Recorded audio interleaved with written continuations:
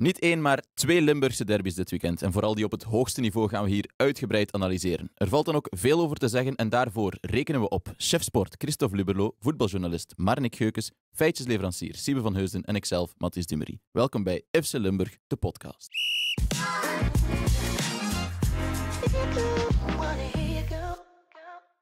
Christophe, Marnik, hoeveel vinden jullie dat een pintje op café of op de voetbal mag kosten? Dat is een speciale om te beginnen. Ja. Als hij goed getapt is, met fatsoenlijke kraag. En koud genoeg. En koud genoeg ligt de grens zo'n beetje op €2,5. Alhoewel, dat is 100 franken. Gaan we in frangen denken? 100 franken per pintje. Tegenwoordig Ik begin te €2,5. €2,5 is tegenwoordig al goedkoop eigenlijk. Denk Hè? ik ook. Ja, dat vind ik toch al wel genoeg voor een bier. Hè. Wel, ik zeg het eigenlijk omdat na de wedstrijd, ik was met Siebe en collega van de Social Seal ook op de wedstrijd, zoals jullie weten, Om pinten te drinken of wat? om te werken. Maar na de wedstrijd mogen we uiteraard een afterwork doen. Zondag, mooi weer, het zonnetje. En we dachten, waar kunnen we hier een pint gaan drinken? En het eerste en enige café dat we eigenlijk tegenkwamen was de Canarie, over het stadion. En daar kostten pinten €2 het stuk. Dat is, Dus dat is fantastisch. dat is een schappelijke prijs. Hè? Voetbal en volkssport. Een En de steal, zou ik Canarie. wel zeggen. En voor Een hoeveel, volkscafé. euro heb je dan gedronken, Mathis? Elk een rondje, dus €6. Ça va, hè? Dat is een korte afterwork. Hè? Ja, we hebben het redelijk gehouden, want vandaag was er zo'n belangrijke podcast op de planning. Ik moest fris zijn, hè.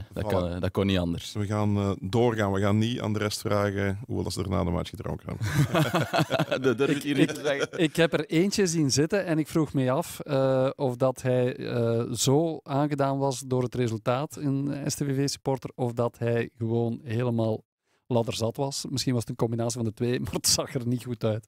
Nee, ik heb eigenlijk ook opvallend veel ambulances zien passeren aan de Canarie, maar ik hoop dat iedereen oké is na de match. Goed, we zullen het maar gewoon meteen over de derby hebben, want ja, er is veel om over te vertellen. Ik was op voorhand aan het pronosticeren samen met Siebe en die zei tegen mij, het zal 1-2 worden op een diefje. Dat brengt me meteen bij de vraag van het weekend. Heeft Genk 3 punten gestolen op Staaien? Ja of nee? En wat heeft Siebe eraan overgehouden? Want dat lijkt mij een serieuze tractatie waard. Als je dat kan voorspellen, heel straf. We hebben er geen geld op gezet, dat is eigenlijk zonde voor Siebe. Ik denk, gestolen, objectief gezien niet, als je dus al de kansen optelt voor rust, na rust. Dat Genk er mensen evenveel zal gehad hebben, gewoon met 11-10. Als je het matchverloop bekijkt, ja, dan zolang het 55 minuten 11-11 was, Sint-Truiden heeft zichzelf tekort gedaan, hè, tot op dat moment. Sint-Truiden heeft toch moeite met scoren. Hè. Ze hebben inderdaad heel goed gevoetbald. Ze waren de eerste helft ook de betere ploeg van Genk. Bij Genk zat er, en ik gebruik het woord niet graag, het cliché, veel afval in het spel. Containers vol zelfs. Ballen die gewoon werden buiten getrapt, omdat de passes niet aankwamen. Dus op dat moment was STVV veel beter in het voetbal. Maar ja, het scoren, dat blijft toch moeilijk om die match echt dood te maken. Tweede helft ook nog, bijvoorbeeld Van Wezenmaal, die toch een paar keer echt komt dreigen en goed voor het doel komt. Maar dan misschien het killersinstinct mist van een echt aanvallende speler. Terwijl dat ik echt Van Wezenmaal een fantastische voetballer vind. En ik denk, hij zakte wel wat weg gedurende de match ook. Maar als hij dat niveau van de seizoenstart blijft aanhouden, dan kan die nog een mooie transfer maken, zelfs denk ik, naar een mooie club binnen België of buiten België. Hij is beter aan de bal dan puur als verdediger. Hij moest dan Van Helden vervangen als rechtsback. Ligt hem iets minder, heb ik denk. Zo'n puur verdedigende acties vond ik wat minder. Ja. Eerste helft aan de bal, als je ziet hoe dat die volk vindt, ook tussen de linies, hoe dat die spitsen aanspeelt in moeilijke omstandigheden. En daar zie je ook, en dat hoor je dan bij Genk ook achteraf, en dat is dan altijd het excuus van elke uitploeg op Sint-Truiden, dat ze toch wel last hebben met het kunstgras ook. Met het in één tijd spelen, zij zeggen dat het vrij stroef en daardoor ook snel gaat hobbelen. Ja. Als je dan een beetje in één tijd... Het grote nadeel is van kunstgras, als uw bal net niet juist is, en een heel klein beetje achter, dan ben je verloren. Hè. Dus als hij onder je in ligt, dan trap je meer op de bal en dan begint hij al te hobbelen van bij het begin. Ja. Het specifiek, maar je kan niet Genk zijnde zeggen van daardoor was Sint-Truiden beter ploeg, hè, voor alle duidelijkheid. Dus, maar het is één van de factoren. Ik denk Een tweede zal zijn, automatisme. Als je bijvoorbeeld het duo in Cuba Ito zag, dat deed pijn aan de ogen. Hè. De eerste kwartier, als de ene voor de 1-2 ging, dan liep de ander diep. En als de andere de bal diep vroeg, dan ging de tweede voor de 1-2. Dus het was, de speler die probeerde in de voet te spelen achter hem.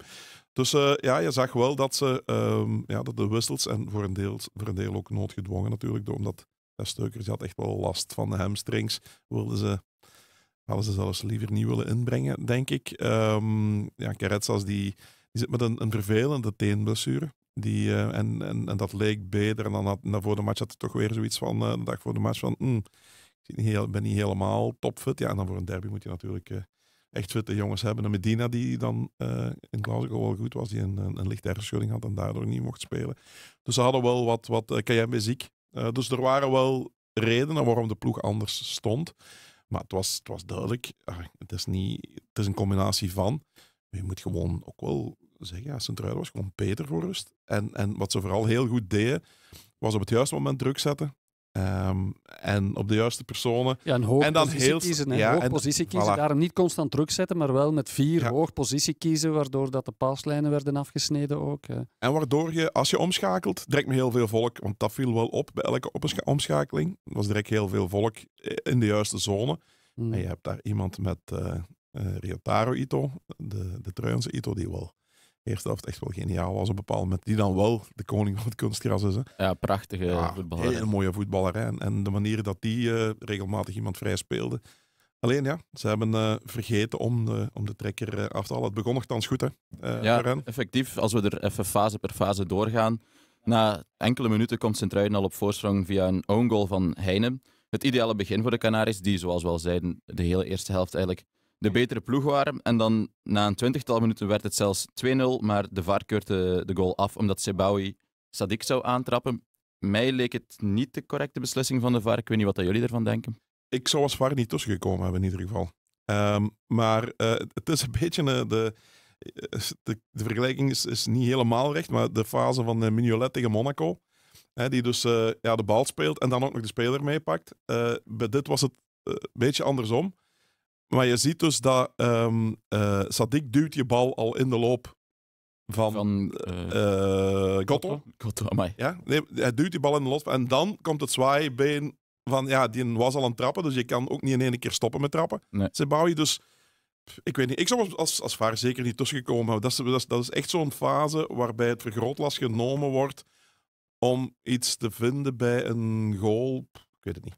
Christophe? Ja, is het dan een clear error of niet? Hè? Dat is altijd de vraag. Hè? En vroeger, zonder de VAR, dan discussieerden we over de fase. En nu discussiëren we over de clear error van de VAR, of dat die er is of niet. Ja. Want niet elk contact is ook een fout. Hè? Dus... Nee, maar ik denk, dit is weer, als je langs de kant van STVV staat, dan zeg je, waarom komt die tussen? Als je niet tussenkomt, dan zeg je als Genk-fan zijnde van waarom komt hij niet tussen? Dus ik vind over het algemeen dat de VAR niet snel moet tussenkomen, tenzij dat het echt overduidelijk is. Want je hebt zoveel fases in een match. Dus laat de scheidsrechter maar beslissen en dat hij het dan ook meteen doet en dat hij niet wacht op de VAR. Dat gevoel heb ik daarbij. Weet je, de oorzaak van het feit dat men in Sint-Truiden het echt wel op Visser steekt, dat ze verliezen en dat ze alle schuld in zijn schoenen schuiven, is gewoon dat de optelsom. Er zijn heel veel grijze gevallen geweest, zoals nu, waarvan je zegt van als ik Genk-supporter ben, dan vind ik dat. En als ik Sint-Truiden-supporter ben, vind ik dat. Maar ze waren allemaal voor Genk. In het nadeel van Sint-Truiden, in het voordeel van Genk. En dat heeft absoluut het gevoel gecreëerd. Dat moet je... Ja, en zeker de belangrijkste fase. Hè? Maar die komt er ook nog wel aan, denk ik. Of zit er nog iets tussen? Maar... die komt er wel aan. Deze was natuurlijk zeker zo belangrijk. Omdat je... 2-0 is een andere wedstrijd. 2-0 is ook omdat je had zoiets van... Genk was zichzelf niet. En bij 2-0 komen ze er dan nog door? Dat weet je niet. Ik kan het moeilijk zeggen. Nu, het referee department zal vandaag wel laten weten ook wat het ervan vindt of niet. Want de laatste tijd doen ze dat minder vaak officieel blijkbaar. Maar dan ben ik wel eens benieuwd, want Hoe dat zij deze fase beoordelen, wat zij vinden dat de VAR hier had moeten doen, tussenkomen of niet tussenkomen. Want enerzijds moet die niet te vaak tussenkomen, anderzijds is het zo wat Marnik aangaf, van hij trapt en hij raakt hem wel, maar is het dan fout? Want niet elk contact is fout. Nu, het is ook niet zo dat als je in de richting van een bal trapt, dat je sowieso iemand mag raken. Hè? Ja. Want bijvoorbeeld als een speler in de 16 komt en die tikt de bal net weg voor een verdediger en die trapt om die bal weg te trappen en die raakt de aanvaller, ja, dan is het penalty. Ja. Want anders kan je wel heel ver gaan. Dus ik vind vooral in deze fase de vraag, moet de VAR dan tussenkomen of niet? En om eerlijk te zijn, ik weet het niet wat de richtlijn is dan van het referee department in dit geval. Het zal een interpretatie van de VAR zijn. Hè? Als de VAR vindt dat het echt wel 100% duidelijk is dat dit een fout is, dan zal die tussenkomen. Hè? En dan zal die beslissing nemen. Nu, ik vind het in ieder geval, ik ben het niet eens met onze huisreferee die het heel zwart-wit stelt in elke fase. En we gaan direct bij de rode kaart uitkomen. Ja. Die vind ik ook niet zwart-wit. Dat vind ik ook eentje die... Ja, effectief. Dus na de rust, Genk komt beter uit de kleedkamer. De eerste grote kans is wel nog voor Sint-Truiden. Van Wezenmaal trapt voorlangs. Maar even later krijgen we dan het kantelpunt van de wedstrijd, de rode kaart voor Van Helden. En dan de goal die ook nog volgt uit de vrije trap. Nu, we kregen daar zelfs een luisteraarsvraag over binnen van Mirte Loyaerts. Zij zei, vonden jullie de rode kaart te streng? Ik vond van wel.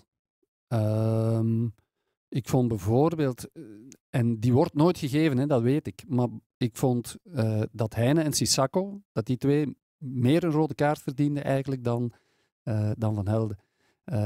Omdat dat bewuste overtredingen zijn. Heine en Sissako die gingen puur voor de man. Ja. Op het moment dat de bal echt niet meer bespeelbaar was. En dat zijn dan professionele fouten. En die professionele fouten die worden dan automatisch met geel bestraft. Ja. Dus daar vind ik dat je eigenlijk eerder rood kan geven dan voor wat Van Helden deed. Want die ging vol voor de bal, die raakte de bal zelfs. En het wil niet zeggen, als je vol voor de bal gaat, dat je dan sowieso nooit rood kan krijgen. Hè.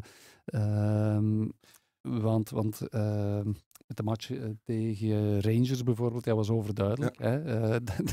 Hè. Die ging nu ook wel niet voor de bal. Nee, dat was wel echt... Maar ik wil maar zeggen, als je zoiets doet en je gaat toch voor de bal, dan is het nog altijd rood. Ja, hè. ja. Maar bij Van Helden, ik vond het streng ook, rekening houdende met de match en alles wat erbij hoort, vond ik dit streng. Dus streng ook omdat, volgens de regels, dat haalde Wouter Franken aan de match aan, van het was onder de enkel. Nu, ik vind dat zo'n discussie onder en boven de enkel, ik vind dat sowieso al zeer ongelukkig in het reglement. Of in de richtlijnen voor de scheidsrechters. Want sorry jongens, maar je kan uw voet ook overtrappen. Hè? Dat moet uw enkel niet zijn. Hè?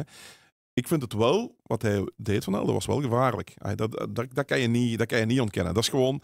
Maar dat is zo eigen aan het voetbal nu, dat er zo vaak op die manier naar een bal gegaan wordt. Het is natuurlijk... je kan zo iemand wel serieus blesseren. Aan de andere kant raakte hij eerst de bal en was de intentie zeker niet van ik ga hier iemand trappen. Maar het was gevaarlijk. Het is... En dan, hier komt de VAR dan niet tussen, omdat het dan geen clear error is. Dat is, de VAR zal gezegd hebben van, Visser die stond er ook wel echt met zijn neus op. Hè. Dat was dus, dat is echt op 2 meter van hem. Ja, dan zal zo'n VAR ook zeggen van, hij zal het wel echt goed gezien hebben. Ja, en als hij hem naar het scherm roept, dan is het omdat hij het niet eens is. Ja. Dus dan moet Visser opnieuw gaan kijken en zeggen... Bovendien, iemand van een VAR die kijkt ook naar de vertraging, hè. En als je in de vertraging, dan zie je die voet echt zo daarna helemaal zo erop op neerkomen. En dat maakt het altijd... Geeft ook een beetje een vertekend beeld. Vertraagde beelden maken het altijd zwaarder. De vrije trap die daarna dan volgt. Ito die trapt die vanuit een vrij schuine hoek binnen. En dan eventjes later doet hij dat kunstje bijna over, maar dan redt Kokubo knap. De schuine vrije trappen van Ito, een nieuw wapen van Genk. Weet je, zo een vrije trap door het pak naar de verste paal is altijd gevaarlijk. Hè? Als je die raakt, is het gevaarlijk. Als je hem niet raakt, kan hem erin gaan zoals nu. Ja. Dat was gewoon het was wel niet aan de verste paal.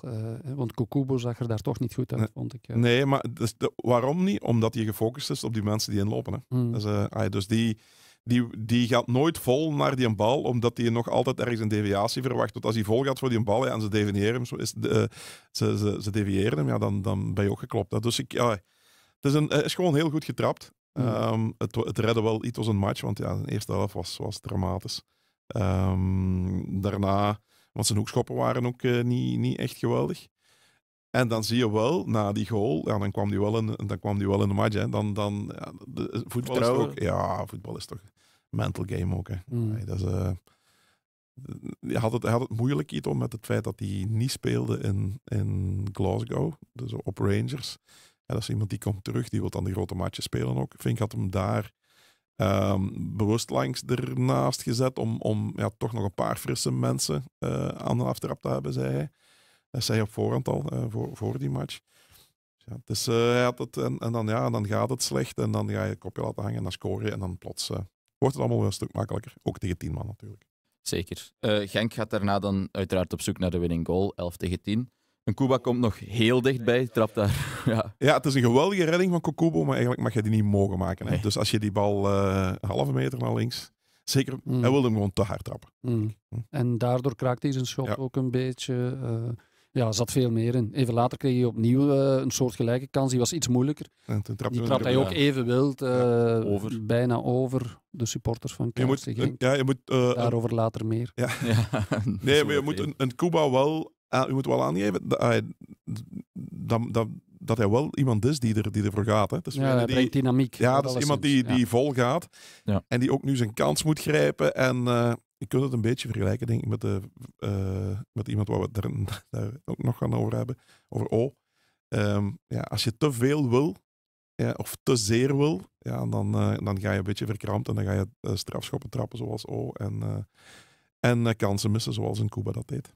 En dan, iets later, gebeurt dan nog een sleutelmoment helaas in deze wedstrijd. Enkele Genkse hooligans die vonden het nodig om ongelooflijk luide bomen en dan ook nog vuurpijlen af te steken. De wedstrijd wordt stilgelegd.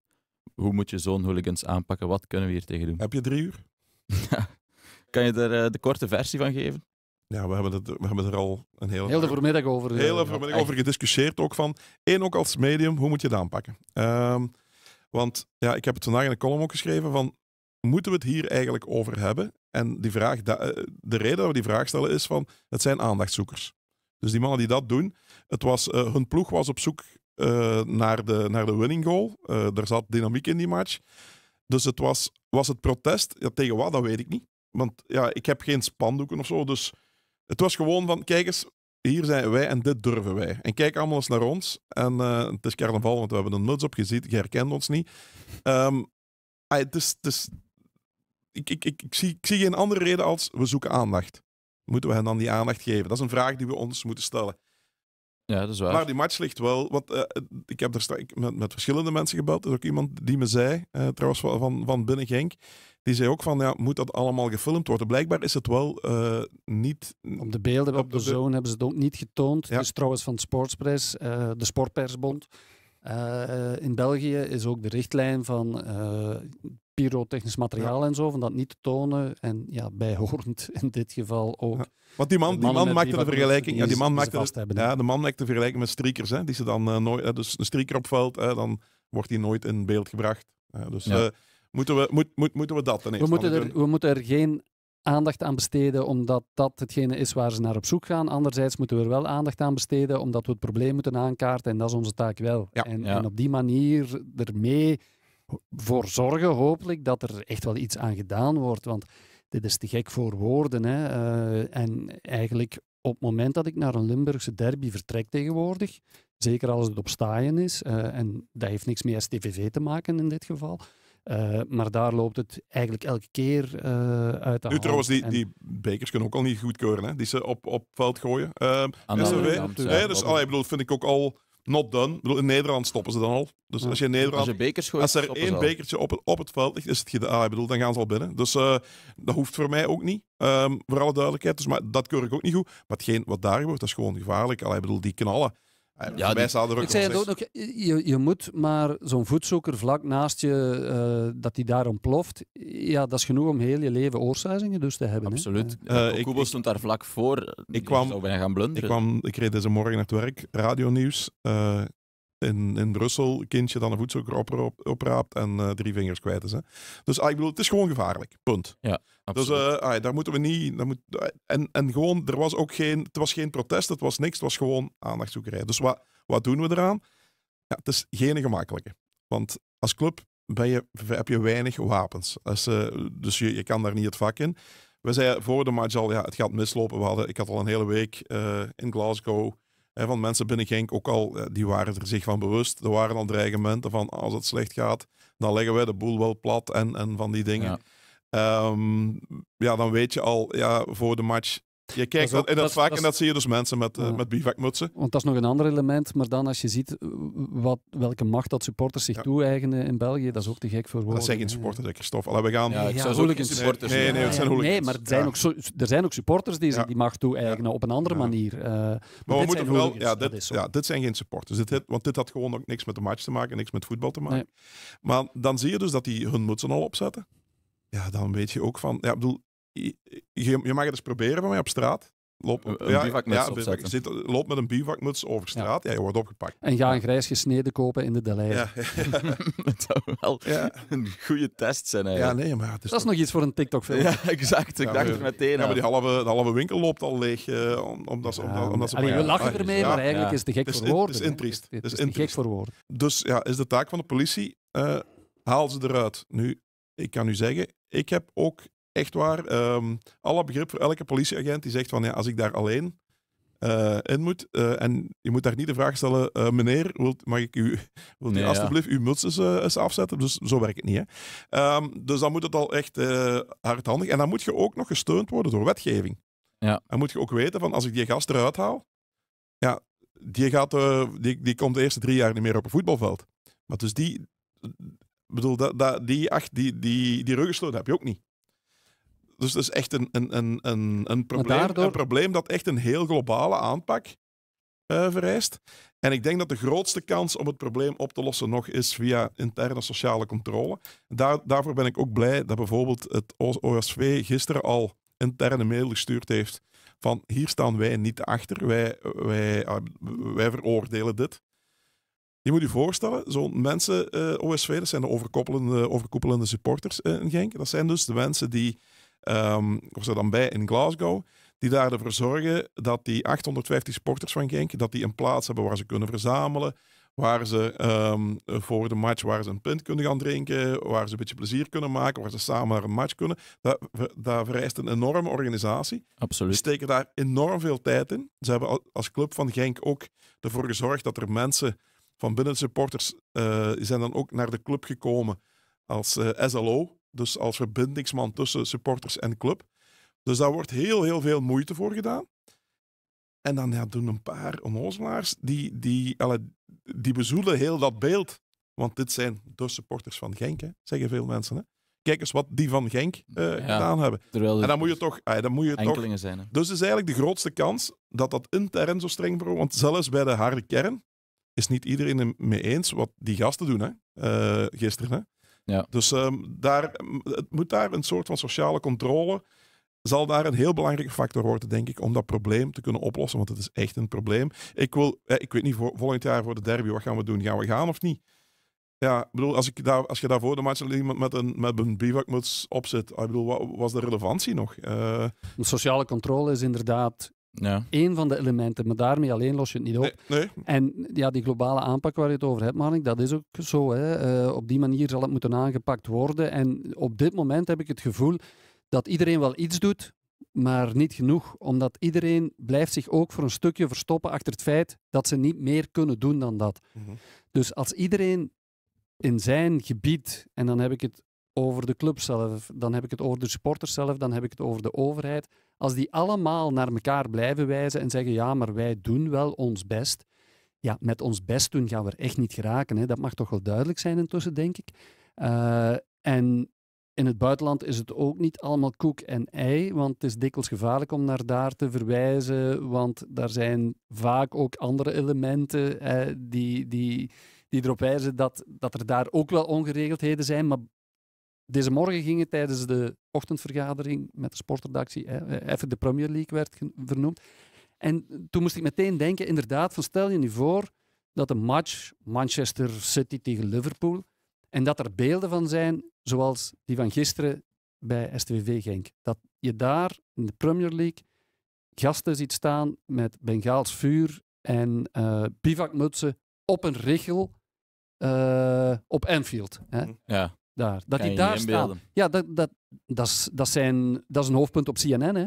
Ja, absoluut. Ja, het Dus- gebeurt er ook En niet. hier, wij vinden het niet normaal, hè, want dat zegt genoeg over hoe dat wij er nu over praten.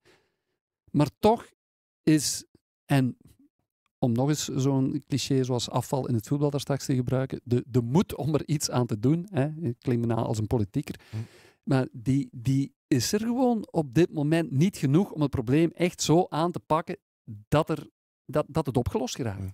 Nee, we vinden het niet normaal, maar we schrikken er ook niet meer van. Nee, hè. maar Ja, ik wel. Ik schrik ja. daar nog wel van. Maar Ik het is- schrik daar nog wel van. Als ik dat zie, dan denk ik krijg daar echt nog koude rillingen van. Dan, als ik Ja. dat zie. En het is ook wel een algemeen maatschappelijk probleem in die zin. Ook dat die gasten, ik herinner me, ik denk dat 2 of 3 jaar geleden was, Youth League in Genk-Keulen. En plots waren daar de bivakmutsen, rood-wit van Keulen. En die kwamen gewoon om te vechten tijdens een jeugdwedstrijd. Ja. En die stonden, dus dat was echt shocking, dat was echt niet normaal. En wat bleek, ja, die mannen die spelen voor de rest geen Europees. En in Duitsland is de aanpak in de stadions zo streng dat, het daar, dat ze dan nooit meer binnen mogen. Dus wat zeggen die? Ja, dan kiezen we een evenement uit. Onze jeugd gaat voetballen in Genk, dus dan gaan we het daar doen. Dus het gaat, de link tussen de inhoud, nu ook, de match en de rest is gewoon weg. Het is gewoon, ja... Nu inderdaad, want ik vind ook dat er strenger moet bestraft worden. En soms verleg je het probleem dan, hè, inderdaad. Want hooligans die willen vechten, ja, dan gaan die wel ergens anders vechten. Hè, want je kan ook zeggen, de Limburgse derby zonder uitfans, is al dikwijls gezegd geweest. Ja, dan gaan ze ergens anders vechten. En je kloot 1500 andere mensen. Ja, Ja, maar dat is die sociale controle waar jij het over hebt, Marnik. Dan moeten die niet kunnen gaan, die andere gasten maar aanpakken van vrienden, het is jullie schuld dat wij niet naar het stadion kunnen. Ook moeilijk, hè? Om die mensen aan te spreken binnen een uitvak. Allee, er zijn Ja, er ik een weet paar het, die dat doe je kunnen, niet. maar Dat doe je durf niet. Maar het is daarom dat ik zeg van iedereen binnen zijn Ja, groep effectief. of binnen zijn mogelijkheden vindt altijd wel een reden om het niet op te lossen. Ja. Of om een uitvlucht te zoeken. En daarom moet er toch iets gebeuren. En bijvoorbeeld van die uitvans van die te verbieden. Ja, misschien is dat toch een optie om het te doen. Hè? Een jaartje of zo en dan zien daarna of ze ervan leren. Wie weet. Over iedereen die zijn deel kan doen. Ja, sorry, Matthijs. Maar bijvoorbeeld ook van de stadionverboden. Hè? Ik hoor en lees, ik weet niet of het ook nog klopt, maar dat bijvoorbeeld de meldingsplicht die in Engeland er wel is, dat die er in België niet is, omdat er geen capaciteit is om dat te doen. Ja, als je stadionverboden uitdeelt, maar je kan ze niet controleren, ja, waarom delen we er dan nog uit? Ik hoor nu ook van iemand die zei daar straks van mijn dochter was op staaien en die zag gewoon iemand met een stadionverbod in het stadion zitten. Dat is Dus, ongelooflijk. Ja, de aanpak die is gewoon niet oké op dit moment. En het blijft maar duren. En het, ja... Ik word er moedeloos van. Duidelijk. Nu, wat je zegt, iedereen moet zijn deel doen. Daar hebben we ook ongeveer een luistersvraag over gekregen. Jarne Schepers die vroeg, waren de Genkspelers na de match beter niet gaan vieren met hun fans als een soort van statement na het wangedrag? Zou absoluut het signaal zijn. Echt, het zou... Alleen moet je daar als club ook direct in meegaan, want een speler op het veld... Die wil gewoon de overwinning vieren. Die zit gewoon in een bepaalde zone. En die... Dat zo. Wij zitten vaak in dat zone, maar die zitten echt in een... Ja, die zitten gewoon in hun cocoon. En die willen vieren met die supporters. Ik zag ook Elouadi na de match zijn interview. Zijn reactie. Was echt niet goed wat hij zei, maar ik begrijp dat ook. Ja, die keurde het goed. Ja, nee, maar die zit zo in die wereld en die is zo bij die mannen. En dat is, dan denk ik van, zou hij dat een half uur na de match nog zeggen? Ik weet het niet. Ik ben van Antwerpen, we zijn dat daar wel gewend. Ja. Ja, bedoel, voor hetzelfde geld, dan hoop ik ben ik blij dat hij niet van Kuregem is, hè, van Anderlecht. Daar pakken ze het met Rayet, hè. Dus, ik bedoel... Ja, nee, ik bedoel, ik vind het, maar ik heb hem, ik heb daar wel voor zo'n gast, ik weet waarom zij dat zeggen ook. Dat is gewoon, die zitten in die flow en dat is nog eens iemand die dan heel populair is bij de eigenlijk. En gewoon omdat hij ook, het is ook wel iemand die voorop gaat in de strijd. Dus voor alle duidelijk ook een zeer aimabele gast. Zeker. Het is niet iemand die je vereenzelvigt met dit soort toestanden. Nee, daarom dat ik er zo van schrok eigenlijk. Ja, maar ik zeg het, die zit in een bepaalde... Maar hij had het zeker niet moeten zeggen. Maar het is vooral jammer, omdat alles was aanwezig gisteren ook voor echt een topnamiddag. Hè? En dat was het voor een stuk ook. We zijn nu dus trouwens al langer bezig weer over dat dan over die match die zeer boeiend was. Hè? Ja, want we gaan het over de match hebben. Ze hielpen hun ploeg ook niet, want eigenlijk na die onderbreking was STVV meteen weer iets gevaarlijker dan ervoor. Meteen een grote kans, maar het was dan uiteindelijk wel Genk zelf dat nog scoorde in het absolute slot. Ik vond het een beetje een vreemde goal. Je ziet Kokubo daar nog liggen en dan de bal er toch nog binnenbotsen, maar hij lijkt me wel gewoon een correcte goal waar niks aan was. Vooral moeten blijven liggen, hè? Kokubo. Ik denk als hij blijft liggen dat hij afluit, die actie. Ja, hij deed geen een van de twee eigenlijk. Hè. Ja, hij bleef even liggen en dan stond hij opnieuw recht om te laten komen. Dus ja, nu, ik weet ook niet als hij bleef liggen of dat er dan wel een fout was gefloten. Wouter Franke was daar heel stellig over. Dat een Kuba een elleboog in de nek van Kokubo, ik moet toegeven, ik heb dat niet zo goed kunnen zien. Ook, er was schaduw in dat stuk van het veld. Dus, maar... Het was niet Epolo tegen Tolu in Standaard, hè, die hem zijn kop eraf afklopte. Of Roef vorig jaar tegen een Kuba. De enige reden waarom dat je de frustratie van Franke daar kan begrijpen is omdat inderdaad bij de fase met Seboui dat er toen wel werd ingegrepen door de VAR en dat er nu niet werd naar gekeken. En, omdat we zeiden, dat is Het is allemaal in hun... de optelsom van de twijfelgevallen, ja. Maar in principe, dit is ook een fase, vind ik, die je eigenlijk moet laten doorgaan. Omdat, en dat deed Visser in het begin wel een paar keer goed, dat hij niet meteen floot bij het minste duelletje en dat het spel meer stil lag dan dat er gevoetbald werd. Dus ja, voetbal blijft een duelsport. In het slot dan scoort Caressas nog de 3-1, maar die wordt afgekeurd voor buitenspel. Maar Caressas die had zijn truitje al uit en die had al geel, dus die had eigenlijk toch gewoon rood moeten krijgen. Dat niemand dat gezien heeft. Ja, dat zei Visser blijkar ook tegen Geen van de vier had het gezien. Dat geen van de vier het gezien had. Het was wel warm aan het worden toen ook. Hè? Dus, het was al heet in het stadion, ja. Ja, nee, maar het ging geen verschil gemaakt hebben, maar hij had wel rood moeten krijgen. Heel, heel dom wat hij deed. Had trouwens Heinen ook een tweede geel moeten krijgen daar voor een fout op Ferrari? Dat is nog raar. Dat is helemaal raar, omdat Visser zei tegen Franke, Ferrari trok eerst. Ja, waarom Visser dan de vrije trap aan zijn truiden gaf, dat weet ik dan helemaal niet. Dus maar het was dus een fase, ze hadden elkaar vast. En wie pakte, dat weet ik dus ook niet. Ik bedoel, maar dus als hij dan zegt, en hij fluit dan kun je wel een tweede geel. Want dan is het maar als hij zegt van maar Ferrari trok eerst, dan moet je de vrije trap andersom geven. Maar dat had hij natuurlijk nog meer kritiek gekregen op dat moment zelf. Ja. Dus zo zie je maar dat het allemaal zijn invloed heeft op scheidsrechters ook. En zo trekt Fink en niet Franken aan het langste eind. En dat blijkt eigenlijk geen toeval te zijn, niet waar, Siebe? Het is een opvallende statistiek, maar Wouter Franke heeft als trainer nog nooit een Limburgse derby gewonnen. Hij coachte er 4 voor Genk en 1 voor STVV. Zijn collega Torsten Fink heeft er nog nooit eentje verloren. Hij coachte er 2 voor STVV en 4 voor Genk. Een opvallend feitje, toch? Mm-hmm. Ja. Maar het waren veel gelijke spelen ook, hè? Ja, ze hebben veel gelijke spelen, maar uiteindelijk Fink heeft er meer bij Sint-Truiden gecoacht, Franke meer bij Genk. En... Nee, want Fink heeft er... 4 voor Genk, want hij vorig jaar voor de beker. Ja. Ze hebben vorig jaar voor de beker en dan thuis hebben ze dan ook gewonnen. Hè? Dus het is... nu, ik moet zeggen, wie was de beste coach in deze match? Weet ik dus ook niet, hè? Ik bedoel, Wouter Franke, zijn plaatje klopt. Zijn plaatje klopte helemaal, hè? Nu ook het gedoe van dat men nu zegt, ik las ergens van, maar Genk moet nu wel beter gaan voetballen. Het is ook wel grappig. Dat zijn degenen die vorige week zeiden van ja, maar ze voetballen wel heel goed. Maar nu moeten ze wel punten pakken, want de rest telt niet. Hè? Dus nu moet je alleen punten pakken. Als je dan punten pakt, je wint 2 matchen alle Europese en dingen op rij. Ja, dan kunnen we moeilijk gaan zeggen, ja, maar ze voetballen wel niet goed. Hè? Dus het is...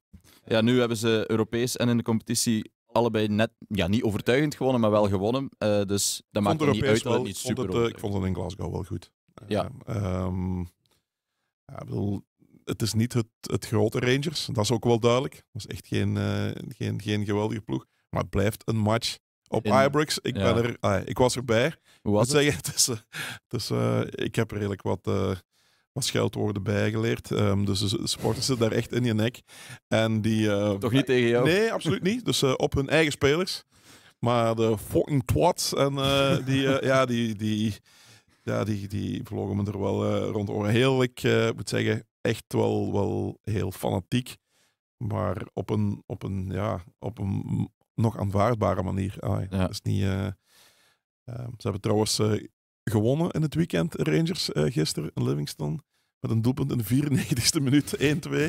Nee. Dus, moet ook weer... Ook? Ja. Moet wel een hele nupte geweest zijn. Maar ik vind, als je zo'n moeilijke week en zo'n moeilijke omstandigheden 2 keer wint, dan mag ook een trainer als Fink daar zijn verdiensten voor opeisen.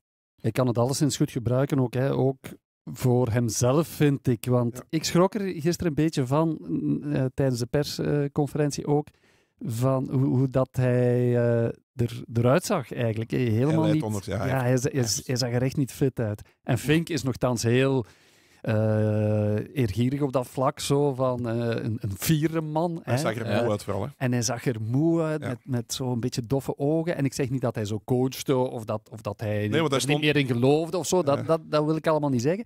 Maar lichamelijk zag je gewoon dat de voorbije weken dat hij echt aan hem gevreten heeft. En hij was tijdens de match ook wel diep gegaan. Je zag zo hij stond zo constant aan die zijlijn en die eerste helft ook blijven proberen mannen vertrouwen in pompen, terwijl ze elke bal kwijt deden en gevaarlijk kwijt deden. Hè. Ja, dus hij bleef er wel er vol gaan en hij was op na de match. Hij was echt op. Ook een pluspunt in Ibrox hebben ze de 0 gehouden. Dat was al heel lang geleden. En in de competitie is dat helaas voor Genk opnieuw niet gelukt. Genk heeft dan wel gewonnen, maar ze kregen weer een goal tegen. Na 9 speeldagen in de competitie zijn zij de enige ploeg die nog geen enkele keer de 0 heeft kunnen houden. Verdedigend moet het toch nog iets beter. Ja, zeker. Ja, vooral Sadik speelde ook weer niet zijn sterkste match.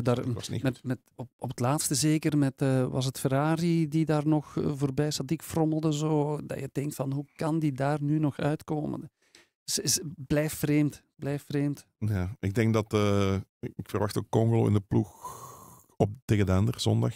Ze spelen nu donderdag nog eens tegen Ferencváros. Maar hij gaat dan wel tegen Dender weer een beetje moeten roteren, denk ik. Je moet ook... zijn mannen, als je daarin gelooft, Congolo, zijn toch wel de matchen die je dan moet zetten. Nu thuis Ferencváros en thuis Dender. Dus dan durf ik hier toch al voorzichtig 6 op 6 op te schrijven. Dat zal de ambitie moeten zijn. Hè. Ferencváros is wel een stevige ploeg. Hè. Hebben ze vorige keer 2 keer tanden op stuk gebeten. De vorige campagne 2 jaar geleden.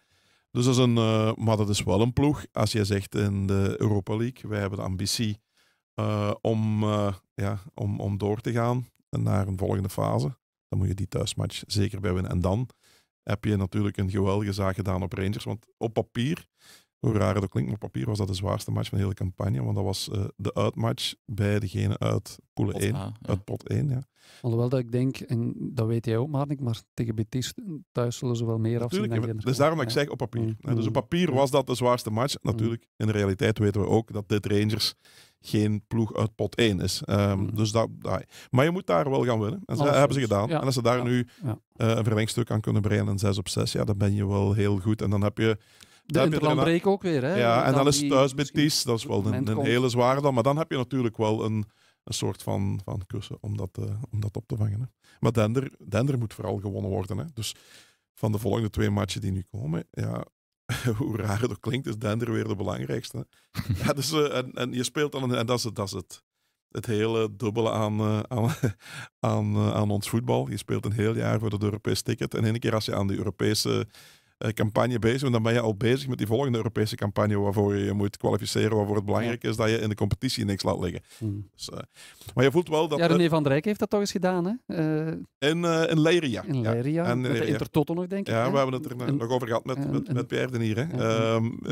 B-ploeg opgesteld om te zorgen dat je in de competitie Europees voetbal haalt, terwijl dat je op dat moment op de eerste speler. Ja, Europees voetbal aan het spelen was. Ja, en dan 1 goal verschil was het in het weekend erna. Ja, op Brussels. 0-1 in de 94e minuut. Doelpunt van Bezeliak. En dat was de eerste speeldag. Dus ja, maar het is... Maar eigenlijk had hij wel gelijk. Hij zei van, ja, ze zeggen met bestuur. Ambitie is van, ja, we moeten top 3 spelen. Ja, dan... Het is niet en. Maar nee, je merkte wel gisteren ook dat het best zwaar is. Hè? Als je donderdag een Europese uitmatch wil spelen en speelt dan een zware match erna op zondagmiddag, dat er spelers zijn zoals Kayembe die wat ziek was, dat Steukers een beetje last had als daar een dag meer tussen zit. Dan is de kans veel groter dat zo iemand kan spelen. Hetzelfde voor Medina die... na zo'n lichte herschudding heb je een paar dagen nodig. Volgens mij gesproken. Heine had ook rust nodig. Had heel moeilijk. Ja. Ik verwacht Heine misschien donderdag op de bank. Dat hij echt wel... Die is diep aan het gaan. En dan begint hij ook een beetje last van de hamstrings. Maar dat is degene... Ja, jongens, als je die kilometers... Die kan je er moeilijk uithalen. Ja, maar als je die kilometers die gemaakt heeft...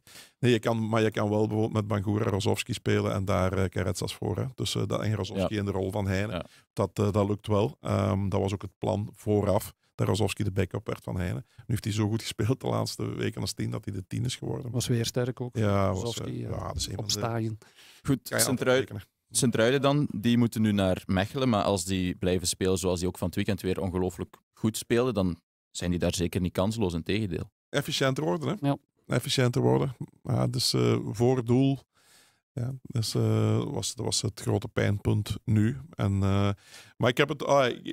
zij moeten gewoon het geloof en het vertrouwen halen uit hun prestatie op zich, hè, op deze match. En dan moet je als trainer dat wel kunnen... Dat gaat even, hè. Dus het voordeel van STV is dat de druk iets minder groot is dan in Genk. Mocht het in Genk, ze hebben nu 1/12. Genk 1/12, ja, dan is het echt alle knipperlichten aan. Op Staaien valt er nog mee, zeker met de buffer die ze nu hebben. En ook met het spel, hè. En met het spel dat ze ook leveren en het programma dat ze hebben. Ja, dan is het iets makkelijker om te fixeren op de kwaliteit van het spel. Mm-hmm. Om daar je vertrouwen uit te halen.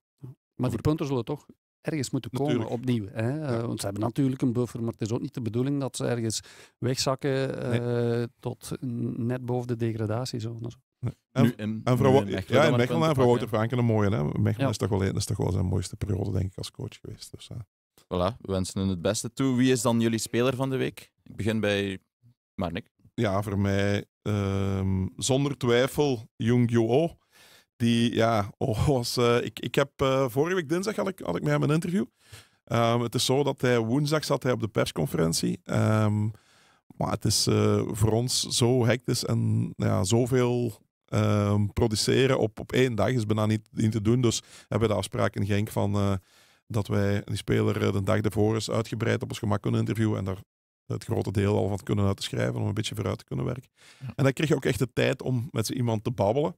En toen voel je al van, goh jongen, die jongen heeft wel wat meegemaakt. Hè? Dus heel het gedoe, we gaan er niet opnieuw over beginnen van die mislukte transfer naar Stuttgart. Maar ja, die heeft dan ook toch wel een bepaald eergevoel en die wil iets rechtzetten. Ja, en dan speelt hij zo op Celtic, mist hij... op Celtic, op Rangers mist hij dan... En Ibrox mist hij een onwaarschijnlijke kans in het begin al, hè, die voorzet van Elouadi. Ja, en dan gaan er nog 2 ballen niet in. En dan krijgen ze een strafschop en dan zie je die direct naar die een bal wandelen. Dan denk je van, die wil zich zo... pakken. Ik zeg Je zag het op voorhand dat hij hem ging missen al. Hè. Ja, maar hij wou zo hard trappen. Ik bedoel, elke keeper zou die een hoek gekozen hebben. Want ja, je weet van, die wil zo hard trappen. En dan is het meestal naar die hoek. Ja, dan mist hij die en dan scoort hij toch nog na rust. Maakt hij nog een tweede die dan echt voor heel net buitenspel wordt afgekeurd. Na die tweede goal liep hij trouwens naar Fink. Dat was een heel mooi beeld. Ook tijdens de rust zag je Heine, Smets, Rozovski naar Oost stappen van kom aan. En dan zie je toch ook wel dat in die kleedkamer toch wel vrij goed zit. Ja, en dan na de match In Ajax zat hij op de grond. En er zijn, bij Genk hebben ze op een Instagram iets mee gedaan. Waar de voorzitter bij hem zit, Peter Kronen. Om hem te feliciteren met zijn doelpunt. En dan zit die gast echt met tranen in de ogen. Want scoren is mijn job. En ik moet scoren. En dan zie je hoe gigantisch die druk is die op hem ligt. En ik heb veel meegemaakt. En ik moet het achter me laten. En bla bla bla. En dan komt er de derby. Zit hij op de bank. En dat was dan ook het plan van Fink om hem wat frisser te kunnen brengen. En Erabi het sloopwerk te laten doen. Dat lukte niet helemaal. Want Erabi, de dingen die hij deed hij niet slecht. Maar hij kwam gewoon veel te weinig in het spel voor. En dan maakt hij, uitgerekend hij, die laatste goal nog. Ja, dan heb ik... Grappige was dat tegen Rangers, met die ene kans, dat er achteraf veel om te doen was, op tv ook, van hij neemt zijn verkeerde been. Hij moet met links naar die bal gaan. En nu doet hij het opnieuw met rechts. Dus het zit toch ergens ingebakken, instinctief. Die rechtervoet, ja. Die rechter. Ja. Alhoewel dat hij tegen Glasgow met links knapt. Ja, klap scoort. Ja. Dus het is... Maar ik vind het wel... Het is sowieso de figuur van de week. Ja, goeie week voor Christophe, is jouw speler van de week? Ik heb er 2, opnieuw. Alhoewel, het is even geleden al dat ik er 2 had. Eentje buiten het voetbal, omdat het was het weekend van de Limburgse derby van het WK wielrennen, maar ook van de Ryder Cup in het golf. Dus Shane Lowry, de Ier, die zorgde voor het bevrijdende halve punt, waardoor dat Europa de Ryder Cup won. En de gekke sprongetjes. Ken je de Ryder Cup, Mathies? Ik ken het wel, maar ik volg het niet. Moet je toch eens doen. Want alles wat je over golf weet, vergeet dat. De Ryder Cup, dat is zoals een voetbalmatch. Soms ook met hooligans, jammer genoeg. Zonder New York maar zonder bivakmutsen, maar redelijk vijandig. Ja. Er wordt echt, de Ryder Cup, daar wordt gesupporterd alsof het om een voetbalmatch gaat. Dus dat is het leuke eraan. De tribunes vol zingen en alles wat daarbij hoort. Maar ook schelden dus. Maar ook schelden over de familie en zo. Tot op en over het randje en ver over het randje blijkbaar. Want de vader van een speler van Amerika, die zei dat hij zich schaamde in de plaats van de Amerikaanse fans. En als toppunt werd op een gegeven moment zelfs een bierglas naar het hoofd gegooid van de vrouw van Rory McIlroy, een speler van Europa. Maar dus, Shane Lowry, omdat voor het eerst sinds 2012, denk ik, Europa nog eens won op Amerikaanse bodem. Maar in het voetbal is mijn speler van de week Taniguchi. Omdat ik vind dat hij heel snel opnieuw echt zijn niveau heeft opgepikt van voorheen. En dat hij eigenlijk misschien voor mij wel de beste speler was op het veld in de Limburgse derby. We zeiden het onlangs hier ook nog, van die fase waar hij in de fout ging met de strafschop. Dat hij daar die tackle nog deed. Hij heeft het een paar weken moeilijk gehad, maar hij staat er terug. Hè. Ja. Maar dat hij dat later niet meer zou doen, en dat zag je nu ook gisteren, dat hij echt wel een heel goede match speelde. Ik vond ook een heel mooi moment de duels tussen Taniguchi en Erabi, die waren heel fors. Ja, dat heb je met Erabi. Ik heb het nogal gezegd, als hij in duel gaat, die raakt altijd iets. Als het geen bal is, dan is het wel een teen of een been. Dus die waren heel fel, zo fel op een gegeven moment zelfs dat de transponder van de GPS van Taniguchi, dat die uit zijn shirt werd gecatapulteerd en die lag ergens op het veld. Ze gooiden die terug naar Taniguchi, van steek je die terug.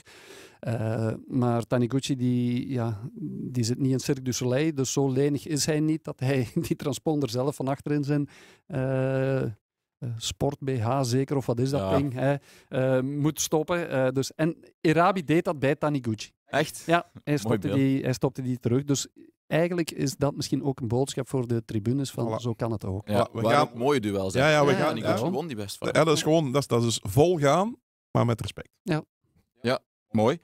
Dan zijn we rond voor de Limburgse derby in de Jupiler Pro League, maar nu was er nog één. Ja, nu al, ja. Maar er was nog een Limburgse derby, maar eerst een jingle. De jingle, eindelijk. Patro IJsden, die hebben gewonnen van Jong Genk, nadat de belofte van Genk wel eerst op voorsprong kwamen na een blundertje van de vriend. Maar daarna was er Leandro Rousseau, die Patro met 2 goals en een assist leidde naar een 1-4 ruststand. En dat werd ook de eindstand. Rousseau, is dat een fenomeen? Het is niet de eerste keer dat hij hier ter sprake komt. Hè. Nee, dat is iemand die echt die stap gezet heeft van Eerste Nationale. Klimt hij op 2 seizoenen van de Eerste Nationale naar de Jupiler Pro League? Als hij dit nog aanhoudt wel. Hè. Want ja, zijn statistieken zijn gewoon geweldig. En dat is echt een killer. Hè. Dat is echt wel iemand die... Voor STVV. Ja. Ja. Maar dus, je zegt er ben ik wel mooi. Ik zou niet weten waarom niet. Januari. Ja, januari komt er alweer aan. Hè. Lommel dan, die verliezen voor de tweede thuismatch op rij. Nu met 0-1 van RFC Luik. Ze verliezen zo de aansluiting met de top 3. Lommel was vooral in de eerste helft de betere ploeg, maar kreeg het deksel op de neus vlak voor de rust. Het lukt thuis precies niet daar. Nee, ze hebben het moeilijk om het spel te maken, hè. En het dan af te maken. Hè. Dus het is natuurlijk ook het moeilijkste in voetbal wat er is, hè. Tegen een defensief blok. De openingen zelf creëren. Nee, het is jammer, omdat ze dan toch wel een vrij goede start hebben en nu toch wel punten weggooien niet in de topmatchen, maar in thuismatchen tegen ploegen waar je op papier moet tegen winnen. Dat is een beetje een gemiste kans. En dan gaan we ook nog naar het vrouwenvoetbal. Daar was er een opvallend verhaal. De vrouwen van Patro IJsden moesten in de beker van België spelen met 10 speelsters, waarvan er 2 licht geblesseerd waren. Ze speelden tegen Woluwe en het resulteerde in een 0-30 verlies. Ongelooflijk dat ze die wedstrijd moesten spelen, want de coach zei ze waren verplicht om te spelen. Ja, gewoon ook omdat ze hebben al een aantal keer forfait gegeven. Hè. Dus de club heeft heel veel problemen met de ploeg. De club heeft steekt daar blijkbaar toch minder middelen in, of geen middelen niet meer in de vrouwenploeg. En er is nog iemand die daar vol nog voor gaat, de coach, die probeert om dat op de been te houden. Maar ja, als je dan al met... Ik vrees dat het een verloren strijd is, inderdaad. En het is ook geen reclame reclame voor het vrouwenvoetbal. Ze zijn nog bezig met 3 transfers, 3 Duitse speelsters, maar de bond werkt niet mee. Zoiets stond er. Ja. Toen ik nog een tiener was, dan zeiden ze ook van Looi Sport destijds, ja, ze hebben ook nog een Duitser gehaald, wie er niets. Ja. Zo dat gevoel heb ik daarbij. Ja. Dus ik vrees dat het een verloren strijd is. En het is vooral jammer ook voor het vrouwenvoetbal, hè, want dit is geen reclame voor het damesvoetbal. 0-30 of 30-0, wat was het? Tennis? Ja, zo, ja. ik zat in het 6 te denken, maar inderdaad, 0-30. In games, ja. Ja. En dan de allerlaagste reeks nog. Jullie zullen wel blij zijn, want de Testsport heeft met 0-2 gewonnen op het veld van Hasselt. Allerlaagste reeksen? We spreken over Eerste Nationale, maat. Sorry, in de lagere reeksen. In de lagere reeksen. Zet hier wel risico's aan nemen. Shit. Mijn bivak moet steeds opzetten dan. Oei. De dreigementen binnen de podcaststudio zelfs. Maar wat ik dus wou zeggen, in de lagere reeksen heeft Testsport met 0-2 gewonnen op het veld van Hasselt. Voor de ogen van wel 3000 supporters en ook een hele hoop BV's als Dries Mertens, Kat Kerkhoffs, Matteo Simoni, Wart Kermans, Joris Brijs. Ja, veel belangstelling voor Hasselt, maar dat motiveert dus ook tegenstanders. Dat is zo. Dus je hoort dat van veel mensen. Ja, bedoel, je kan wel eens iets doen om op tv te komen. Hè? Dus dat stimuleert gewoon. En het straffen is, de nieuwe leider in Eerste Nationale is Testsport met 11 op 15 en een doelsaldo van 7-2. Feest in te Senderlo. Ja, na 5 matchen 7 goals gemaakt en 11 punten daaruit halen. Dat noemen wij pure efficiëntie en opportunisme. En vrijdag iedereen naar het sportpark in te Senderlo, want dan staat de grote derby tegen Belicia Bilze op het programma. En daar zullen we ook de nodige aandacht aan beschenken. Ja. Aan de wedstrijd of aan de toog? Schenken. Hè? Ja. Schenken. Ik had het al gehoord. Als de pint daar ook €2 kosten, maar ik dan kon. Een leuke avond hoor. Ik heb slecht nieuws voor u, Christophe. €2,80 al intussen. Ja, dat is een pittige. Dat is een pak meer. Maar het voordeel is, als je de voorzitter kent, dan... dan krijg je er al dan komt er wel eens iets klaar te staan. Voilà, zo zijn we perfect rond. Dankjewel Christophe en Marnik opnieuw voor jullie deskundige analyses. Dankjewel Siebe voor de feitjes en de techniek. En dan horen jullie ons volgende week opnieuw.